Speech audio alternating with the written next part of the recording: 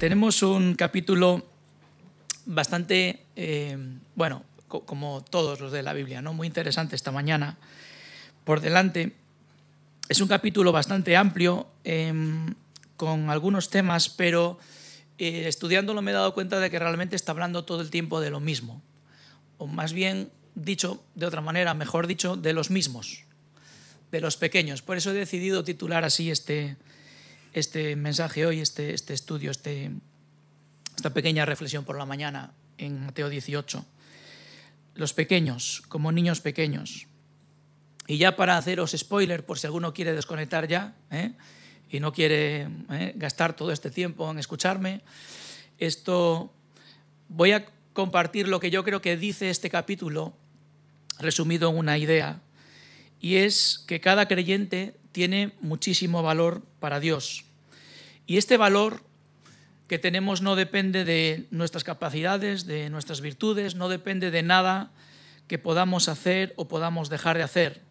Dios ama a cada creyente como un padre ama a su hijo pequeño, incondicionalmente. Lo cuida y lo protege. Y además, y esto es algo que también está en este capítulo, Dios espera que los demás hijos hagamos lo mismo. Detalle importante. No solo el padre cuida de sus hijos, sino que los hermanos cuidan de los hermanos. Esto es lo que está diciendo aquí el capítulo, ¿vale? Así que vamos a leerlo en tres partes. He dividido en tres bloques este capítulo. El primero le he titulado Volverse pequeño. Ahora vamos a ver qué es esto, ¿vale? Aunque muchos de vosotros conocéis este capítulo muy bien y sabéis de qué se trata. Lo segundo, el volverse pequeño es lo que tenemos en los primeros 9 versículos, del 1 al 9. Del 10 al 20 he titulado esto Rescatar a un pequeño. ¿Ok? Vamos a ver cómo rescatamos a los pequeños cuando se pierden. ¿Ok? Y en tercer lugar, versículos 21 al 35, cómo perdonar a un pequeño. No hay nunca nada que perdonar, ¿verdad? Es algo que no muy puntualmente tenemos que hacer, ¿verdad que sí? Ok, pues son tres cosas muy interesantes, o por lo menos a mí me han hecho mucho bien estudiar y espero compartir esta mañana con vosotros. Capítulo 18 de Mateo, vamos a leer los 9 primeros versículos. Dice, en aquel tiempo los discípulos vinieron a Jesús diciendo, ¿quién es el mayor en el reino de los cielos? Y llamando Jesús a un niño, lo puso en medio de ellos y dijo, de cierto os digo que si no os volvéis y os hacéis como niños, no entraréis en el reino de los cielos. Así que cualquiera que se humille como este niño, ese es el mayor en el reino de los cielos. Y cualquiera que reciba en mi nombre a un niño como este, a mí me recibe. Y cualquiera que haga tropezar a alguno de estos pequeños que creen en mí, mejor le fuera que se colgase al cuello una piedra de molino de asno y que se le hundiese en el profundo del mar. Ay del mundo por los tropiezos, porque es necesario que vengan tropiezos, pero ay de aquel hombre por quien viene el tropiezo. Por tanto, si tu mano o tu pie te es ocasión de caer, córtalo y échalo de ti. Mejor te es entrar en la vida cojo o manco, que teniendo 2 manos o 2 pies, ser echado en el fuego eterno. Y si tu ojo te es ocasión de caer, sácalo y échalo de ti. Mejor te es entrar con un solo ojo en la vida, que teniendo 2 ojos, ser echado en el infierno de fuego. El relato de Mateo empieza diciendo que los discípulos le hicieron una pregunta a Jesús, pero el Evangelio de Marcos y Lucas nos dan un poquito más de información. Le hacen esta pregunta porque en realidad venían discutiendo entre ellos. Había una discusión. Ellos esperaban el reino de Dios, habían oído hablar a Jesús, conocían las Escrituras, y ellos esperaban de alguna manera tener el mayor cargo posible en ese reino, ¿sí? Mayor cargo de mayor posición, de mayor gobierno. Y he leído que en la cultura judía la posición de honor o de responsabilidad o de autoridad era algo realmente muy importante. A veces a nosotros nos cuesta un poco entender esto porque nosotros somos, yo por lo menos, más simple, ¿no? Yo con tal de estar ya me da igual dónde, más arriba, me da un poco lo mismo, ¿no? Pero claro, ellos tenían la idea de un reino y tenían la idea de un gobierno y tenían una cultura en la que la posición en la que tú te encontrabas, tu estatus, era una cosa muy importante. Y venían discutiendo. Un tiempo antes, y es de lo que habló Abraham el domingo pasado, habían visto cómo Jesús había escogido a Pedro, a Jacobo y a Juan para un momento muy especial. Entonces probablemente pensaban que había 3 que ya partían con ventaja, ¿no? Que ya tenían ahí. Y fijaros, ¿recordáis lo que la madre de Jacobo y de Juan le pidió a Jesús un tiempo después? Expresamente le dijo: Jesús, que en tu reino uno de mis hijos esté a tu derecha y otro a tu izquierda. Era importante para esta madre que sus hijos en ese reino tuvieran una posición, digamos, muy alta, ¿no? Es decir, era una cosa importante. Venían discutiendo. No me quiero imaginar la discusión, pero las discusiones no suelen ser en un tono, ¿no? Y Jesús, bueno, aquí Mateo dice que le preguntaron, bueno, ¿quién va a ser el mayor en el reino de los cielos? Y entonces, claro, todos estaban esperando, ¿no? ¿Me va a escoger a mí? Y aquí sucede algo que igual nosotros no somos capaces de entender a primera vista, pero que espero que podamos entender. Jesús dice que llamó a un niño y lo puso en medio de ellos. También el Evangelio de Marcos y el de Lucas nos dan un poquito más de información sobre este episodio. Dice que Jesús tomó a este niño en brazos. Esto significa una cosa muy sencilla, que el niño era pequeño. El niño que Jesús puso en medio de ellos era un niño pequeño. No era un chavalillo, no era un joven, era un niño pequeño porque él lo cogió en brazos. Y la palabra que el griego utiliza aquí para esto es niñito, es decir, era un niño pequeño, realmente pequeño. ¿Por qué es importante esto? Porque Jesús automáticamente, versículos 3 y 4, les dice: si no os hacéis como uno de estos pequeños, no entraréis en el reino de los cielos. ¿Os imagináis? Los dejó sin palabras. Volverse como un niño. La palabra ahí, volverse, originalmente significa dar la vuelta o revertir una situación. Volverse como un niño significa: soy mayor y tengo que volver hacia atrás y hacerme como un niño. Y fijaros, lo primero ahí es que antes de pensar si voy a ser mayor o menor en el reino de los cielos, mi posición, mi estatus, lo primero que tengo que pensar es si voy a estar o no en el reino. Eso es lo primero que tengo que pensar. Si no os hacéis como un niño pequeño, no entraréis. Y lo segundo es que el razonamiento de Jesús aquí es algo que hemos escuchado muchas veces, que el mayor es el más pequeño. ¿Qué significa volverse como un niño? Los niños en la sociedad y la cultura judía tenían mucha importancia, muchísima, pero no tenían ningún rango social, ningún estatus social, ninguna autoridad. Ahora, es interesante ver, si vamos a la historia, que a lo largo de toda la historia de todos los pueblos, prácticamente todos los pueblos ofrecían sacrificios de animales, de mucho tipo de cosas, entre ellos a niños, menos el pueblo hebreo. Nunca jamás el pueblo hebreo hizo un sacrificio humano. Nunca jamás. Vivían en un entorno romano, venían del imperio griego. Los romanos y los griegos eran bastante crueles con los niños en un sentido. ¿Por qué? Si el niño interesaba, bien; si no interesaba, lo desechaban. Pasa esto en nuestra sociedad hoy también. Pero los romanos, cuando nacía un niño, depende de cómo fuese, especialmente si era niña, muchas veces lo desechaban. Esto significaba abandonarle hasta la muerte. Estoy hablando de este tipo de cosas que sucedían cuando Jesús dice esto. El pueblo hebreo jamás hizo esto, jamás. Los niños en el pueblo hebreo para los judíos eran amados, los niños eran cuidados, los niños eran una bendición de Dios. Pero dentro del organigrama de la familia, los niños eran los últimos.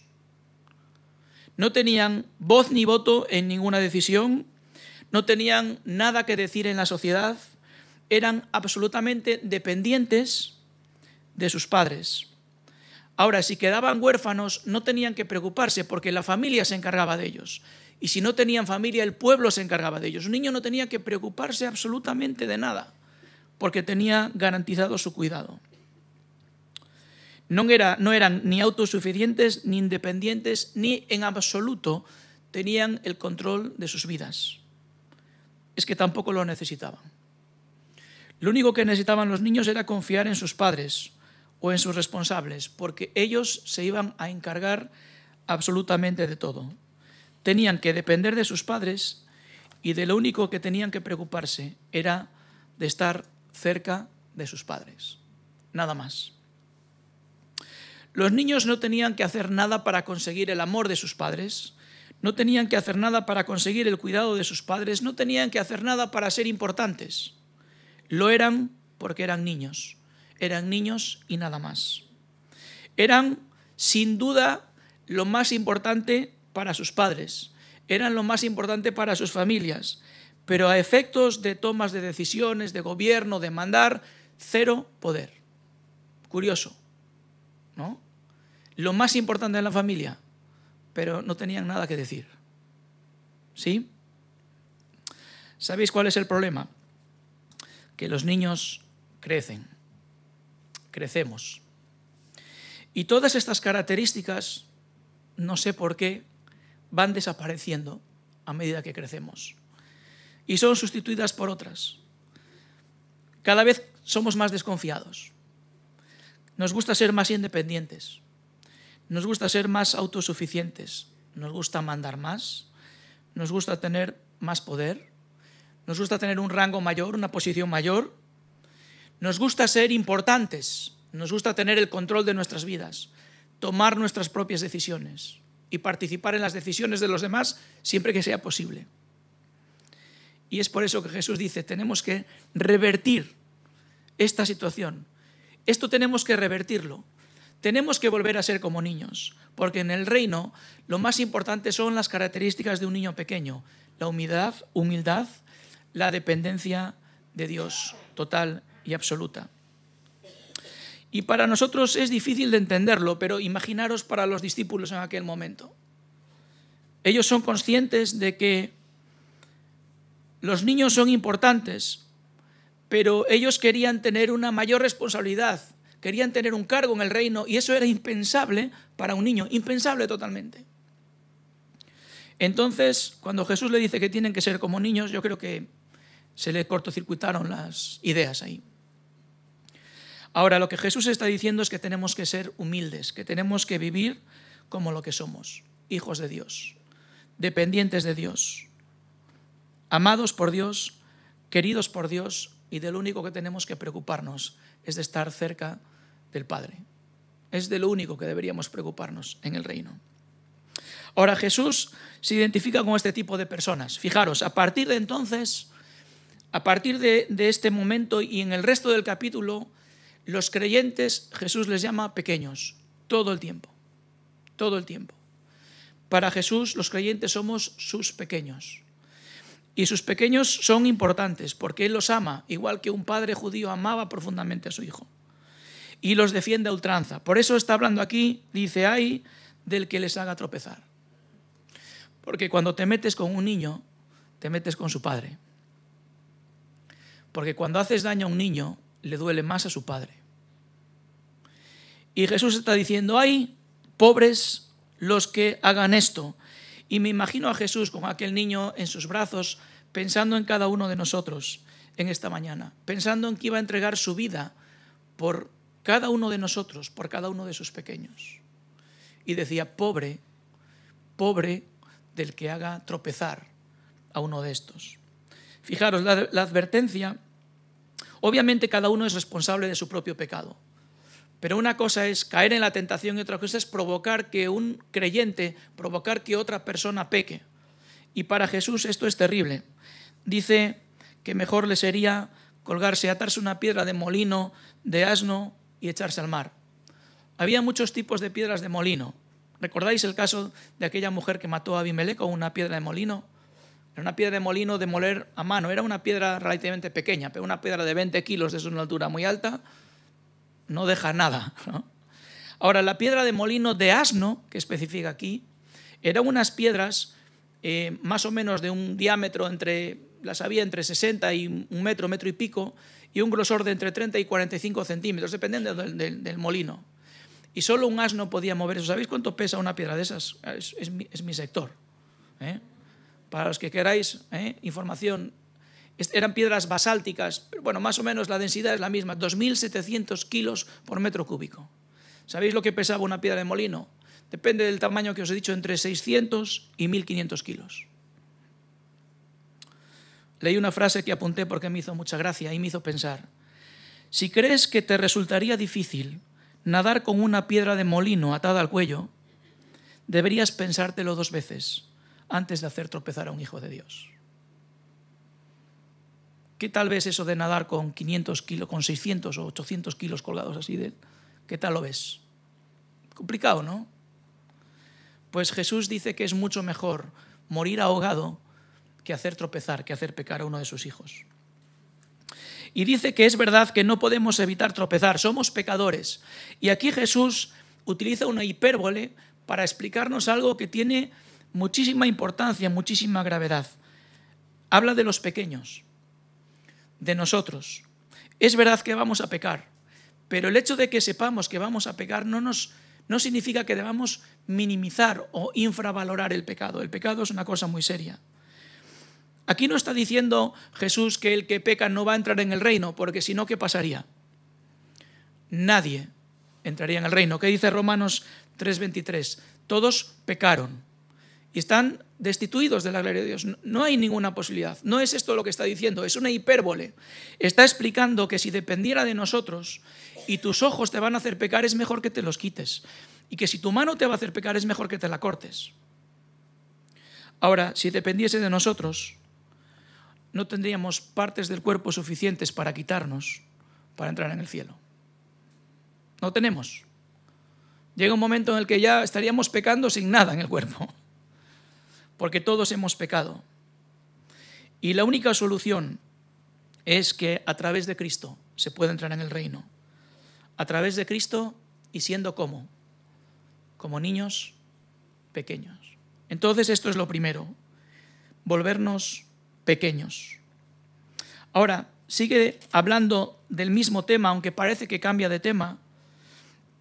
Versículos 10 al 20 dice Jesús: mirad que no menospreciéis a uno de estos pequeños, porque os digo que sus ángeles en los cielos ven siempre el rostro de mi Padre que está en los cielos. Porque el Hijo del Hombre ha venido para salvar lo que se había perdido. ¿Qué os parece si un hombre tiene 100 ovejas y se descarría una de ellas, no deja las 99 y va por los montes a buscar la que se había descarriado?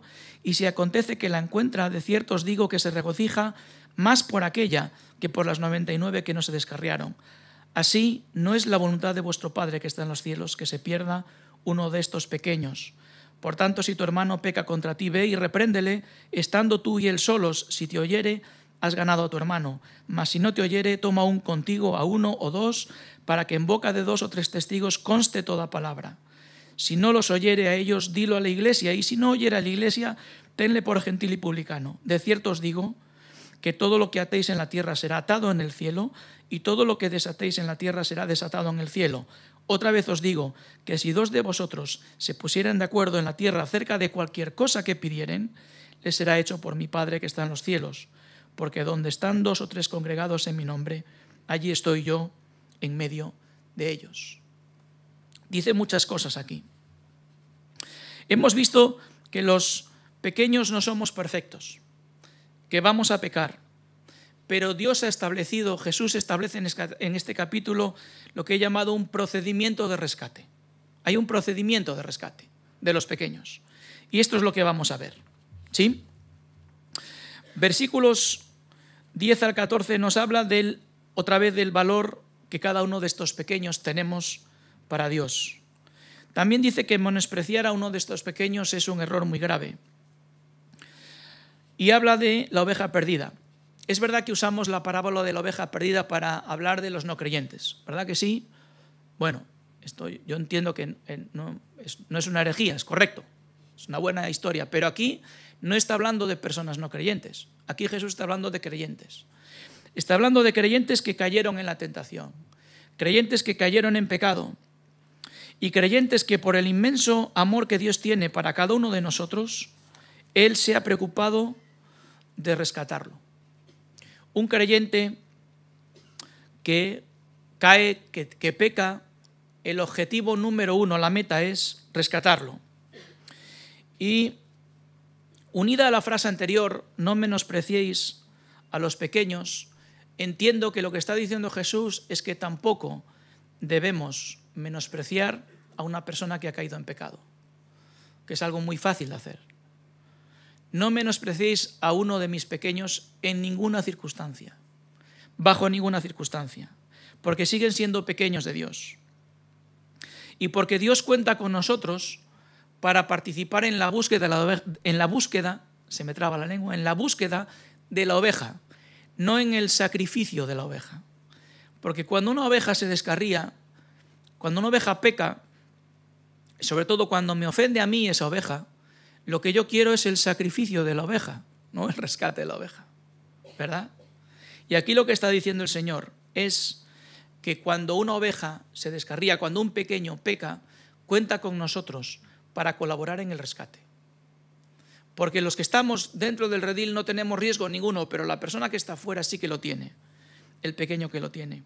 Y aquí establece el procedimiento de rescate. ¿Veis? Los versículos 15 al 20. Lo primero, en privado. Ve y habla con el hermano que ha pecado. Este es el primer paso. Segundo paso. Si el primer paso no ha resuelto el problema, esto a mí me gusta porque esto es como hacer un programa informático, ¿sabes? Va todo por líneas y si la primera se cumple, entonces A, y si no se cumple, entonces B. Entonces lo he estructurado como un programa informático esto. El primer paso habla con el privado. ¿Se resolvió el tema? Dice ahí, perfecto, tema resuelto. La oveja ha sido localizada. Segundo paso, si no se ha resuelto, haz lo mismo pero con 2 o 3 testigos. Y esto nos lleva a Deuteronomio capítulo 19, versículo 15, cuando habla allí de que para acusar a una persona no es suficiente un único testigo. Tiene que haber al menos 2 o 3. Y los judíos que conocían bien la ley dicen, ok, si la persona que ha pecado no reconoce su pecado, voy a buscar 2 o 3 testigos que puedan hacerle entender que no soy yo, que realmente no es una única persona la que ha visto esto, sino más. Tercer paso. Si se ha resuelto en el paso anterior, perfecto, oveja localizada. Si no se ha resuelto, tercer paso. Si aún con 2 o 3 testigos la persona no entiende o no reconoce su pecado, entonces la Iglesia interviene. Todo este tipo de procesos da siempre, este tipo de pasos en el proceso, da siempre la oportunidad a las personas que han cometido un error a que lo expliquen y se defiendan. Porque a veces, cuando un hermano piensas que ha pecado, a lo mejor no lo ha hecho. Por eso es muy interesante no hacer un juicio antes del primer paso y sacrificar a la oveja. Hay que hacer un procedimiento de rescate. Ahora, el cuarto paso es que si no se ha resuelto en el tercero, si ni siquiera con la Iglesia, entonces dice Jesús ahí, tenle por gentil y publicano. Yo la primera vez que leí esto, dije, bueno, es lo peor de lo peor. Si una persona no reconoce su pecado después del tercer paso, el cuarto paso es, mándale, destiérrale, lo peor de lo peor. Sin embargo, después de estudiar un poquito me he dado cuenta de que este cuarto paso también es un cuarto paso de rescate, no de sacrificio. ¿Sabéis por qué? ¿Quiénes eran los gentiles y los publicanos? Los gentiles eran los no judíos, ¿sí? Ok. Los no judíos eran personas con las que los judíos tenían que tratar constantemente, todo el tiempo. ¿Por qué? Porque la mayoría de ellos eran los gobernantes, las personas encargadas de la administración, y tenían que tratar con gentiles todo el tiempo. Pero les trataban con respeto. ¿Por qué? Bueno, porque les convenía, básicamente. Porque tenían que tratarlas con respeto, pero trataban todo el tiempo con ellos y con respeto. ¿Y con los publicanos? Los publicanos eran judíos que se habían ido al otro bando, ¿sí? Estudiando este tema me llamó mucho la atención de que el publicano no era una persona que se dedicaba a cobrar un impuesto al año, como podemos entender, y ya. El publicano era una especie de inspector de Hacienda que auditaba todas las transacciones comerciales. Entonces, tenías que pagar por tu vivienda, tenías que pagar por lo que vendías, tenías que pagar por todas las transacciones económicas que hacías. Por ejemplo, Mateo estaba en Capernaum, era publicano en Capernaum. Capernaum era un centro de pesquero muy importante del mar de Galilea. Todas las transacciones de venta de pescado seguramente tenían una comisión para Mateo. Los judíos trataban todos los días con los publicanos y lo hacían con respeto, porque si no, ¿qué? Tenían que tener respeto y les trataban con total cordialidad. ¿Cuál era la diferencia? Que ni los gentiles ni los publicanos podían entrar en el templo. Esto es lo que Jesús dice aquí. Tienes que eliminarles de la comunidad, no pueden formar parte de la congregación, pero trátales con respeto. Trátales como tratas a un gentil o a un publicano. Por cierto, por curiosidad, si queréis saber cuál era el oficio de Mateo, hay un documento, un PDF en una web que explica, me parece de forma muy detallada cómo era esta labor. ¿Sabéis en qué web está este documento? En la de la Agencia Tributaria Española. Me quedé asombrado. Qué inteligentes son, ¿eh? ¿Cómo saben a dónde tienen? Pues sí, hay un documento ahí y dije, pues mira qué bien, ¿eh? Qué apropiado, qué apropiado. Tenemos que entender que el Señor Jesús está diciendo, trátales como personas que no son de la iglesia, porque no quieren saber nada, porque han pecado y se han apartado, pero con respeto, con cordialidad. Y sigue diciendo aquí los versículos, dice, todo lo que atéis en la tierra será atado en el cielo. Si dos se pusieren de acuerdo en algo, pues cualquier cosa que pidieren será hecho por mi Padre, y donde están 2 o 3 congregados en mi nombre, allí estoy yo en medio de ellos. Ahora, esto lo aplicamos normalmente a la oración, ¿verdad? Yo recuerdo desde niño, siempre que éramos poquitos en el culto de oración, hay una frase que lo arregla. Si 2 o 3 están reunidos en mi nombre, allí estoy yo en medio de ellos. Esa frase arregla cualquier asistencia de reunión, ¿verdad? Somos 2 o 3, ya está. No es teológicamente incorrecto, pero no es lo que está diciendo aquí. Ni está hablando de la oración aquí. Ni está hablando de las reuniones aquí. Está hablando de la disciplina, de cuando un creyente se aparta. Interesante. Por cierto, a partir de Pentecostés, el Espíritu Santo viene a vivir en nosotros. Por tanto, Dios está presente cuando hay un solo creyente también. ¿Habéis pensado esto alguna vez? No hace falta que haya 2. Está presente cuando hay 15 y 25 y 200, ¿sí? Entonces entiendo la frase, pero no aplica, no es el contexto. ¿De qué está hablando aquí entonces? Habla primero de atar y desatar. Walter mencionó esto ahí atrás de una manera muy rápida, se le había ido el tiempo, a mí se me está yendo un poco también, pero voy rápido. Atar, lo que está diciendo aquí es exactamente lo contrario de lo que parece decir, y ahora lo vamos a explicar. Atar y desatar eran 2 términos que en la fraseología de los judíos significaba prohibido o permitido. Algo atado era algo prohibido, algo desatado era algo permitido. Ahora, los religiosos de la época no decían esto está prohibido o esto está permitido en base a sus propios criterios, sino en base a una autoridad superior que era la Torá. Se reunían y trataban un tema al que fuera y decían esto según la Torá está permitido, esto según la Torá no está permitido. Es decir, no es que ellos fueran los que tomaban esa decisión por su propia voluntad, sino que había una autoridad superior que es en la que se basaban para eso. Ahora, si leemos este versículo en el griego, en el idioma original, hay 2 verbos ahí en tiempos distintos. Los españoles no usamos 2 verbos seguidos en tiempos distintos. ¿Sabéis lo que dice ahí? En vez de será atado y será desatado, dice literalmente ha sido atado, será, ha sido desatado. Eso es lo que dice ahí literalmente. No hablamos así nosotros, ¿no? Es decir, literalmente esa frase sería, si alguna vez atáis en la tierra, será, ha sido atado en el cielo. Si alguna vez desatáis en la tierra, será, ha sido desatado en el cielo. Los discípulos no tenían esta responsabilidad. No la tenían los judíos, pero la iban a tener pronto. Porque pronto iba a arrancar la iglesia y ellos iban a tener que tomar decisiones y explicarle a los creyentes qué estaba permitido y qué no estaba permitido. ¿En base a sus criterios? No. Porque ellos iban a recibir el Espíritu Santo. Y en base a la autoridad del Espíritu Santo, ellos iban a poder discernir qué cosas estaban permitidas, qué cosas estaban prohibidas. Por eso es una decisión que los apóstoles tomaban, pero que venía determinada del cielo. Por ejemplo, cuando el tema de Cornelio, ellos no iban a comer con gentiles, ni se les ocurría. El evangelio no era para los gentiles. Pero Dios le aparece en un sueño a Pedro y le dice, tienes que, lo que yo he dicho que no es inmundo, no digas tú que lo es. Entonces Pedro tuvo que desatar algo que estaba atado, ¿entendéis? ¿Fue Pedro quien lo decidió? No. Esa decisión ha sido desatada en el cielo. Y él la desató. Por eso dice será, porque era algo que iba a pasar en el futuro.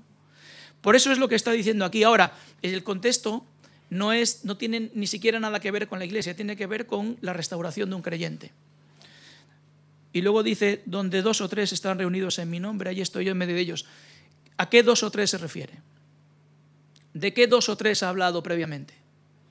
De los testigos que van a hablar con un creyente que se ha apartado. Cuando, mi querido hermano, mi querida hermana, hay 2 o 3 testigos de tu pecado y van a hablar contigo, entre esos testigos hay uno más, y es el Señor. Nunca menosprecies esto. El Señor está junto con esos 2 o 3. Por eso es tan importante entender el cuidado que tenemos que tener los creyentes los unos con los otros, porque somos muy valiosos para Dios. Y el objetivo, la meta, siempre es la restauración. No es que aquel hermano me dice, me está acusando, no, es que a lo mejor no es el hermano. A lo mejor es Jesús, que está diciéndome que hay algo atado que yo he desatado, pero está atado. Y no es este hermano el que me lo dice, es algo que viene del cielo, porque Jesús está en medio de esos hermanos. Mis queridos hermanos, es un tema serio esto. Por eso tenemos que ser muy prudentes. Y por eso tenemos que entender que lo más importante para Dios son sus pequeños, aunque hayan caído, aunque hayan pecado. Siguen siendo muy importantes. Y ahora vienen los siguientes versículos 21 a 35. Vamos a leerlo. Dice, entonces se le acercó Pedro. Hasta aquí los discípulos habían estado callados, totalmente. Y no me extraña. Pedro dijo, Señor, ¿cuántas veces perdonaré a mi hermano que peque contra mí? ¿Hasta 7? Jesús le dijo, no te digo hasta 7, sino aún hasta 70 veces 7. Por lo cual el reino de los cielos es semejante a un rey que quiso hacer cuentas con sus siervos, y comenzando a hacer cuentas, le fue presentado uno que le debía 10.000 talentos. A este, como no pudo pagar, ordenó su señor venderle a su mujer e hijos todo lo que tenía para que se le pagase la deuda. Entonces aquel siervo postrado le suplicaba diciendo, Señor, ten paciencia conmigo, y yo te lo pagaré todo. El señor de aquel siervo, movido a misericordia, le soltó y le perdonó la deuda. Pero saliendo aquel siervo halló a uno de sus consiervos que le debía 100 denarios, y asiendo de él le ahogaba diciendo, págame lo que me debes. Entonces su consiervo, postrándose a sus pies, le rogaba diciendo, ten paciencia conmigo y yo te lo pagaré todo. Mas él no quiso, sino fue y le echó en la cárcel hasta que pagase la deuda. Viendo sus consiervos lo que pasaba, se entristecieron mucho y fueron y refirieron a su señor todo lo que había pasado. Entonces, llamándole su señor, le dijo, siervo malvado, toda aquella deuda te perdoné porque me rogaste. ¿No debías tú también tener misericordia con tu consiervo como yo tuve contigo? Entonces su señor, enojado, le entregó a los verdugos hasta que pagase todo lo que le debía. Así también mi Padre Celestial hará con vosotros, si no perdonáis de todo corazón a cada uno a cada uno su hermano sus ofensas. Es una historia que indigna, ¿verdad? Bueno, el primero, Pedro, dice, Señor, ¿hasta cuánto tengo que perdonar? 7 veces, ya me parecen muchas, ¿no? 70 veces 7, que es una forma de hablar. Esto, hace años, muchos años, escuché a alguien hablar de este texto y decía, me dio una idea de la magnitud, y decía, eso de las 70 veces 7, que son 490, son por persona y día. Es que si fueran 490, la mayoría de los que estáis aquí ya me habéis perdonado a mí más veces. Tendría el cupo agotado con muchos de vosotros. ¿Dónde va? Es por persona y día. 490. Es una manera de hablar. Ahora, esta historia indigna, y para que nos hagamos una pequeña composición del lugar, claro, habla de talentos, de denarios, ¿no? Sí, 100 denarios. Para que nos hagamos una idea, ¿sabéis cuántos son 10.000 talentos de plata? Un talento de plata son aproximadamente 21,6 kilos de plata. Por 10.000 son 216 toneladas de plata. Esta es la deuda que tenía este hombre. Vamos a ponerla en números de hoy, igual que los denarios. ¿Sabéis cuánto valen hoy 216 toneladas de plata? Hice la cuenta varias veces porque pensé que me había equivocado. Son casi 195 millones de euros. Lo voy a decir otra vez. Más o menos, un poquito más en dólares. Casi 195 millones de euros o de dólares. Eso es la deuda de este hombre. Señor, dame paciencia, te la pagaré.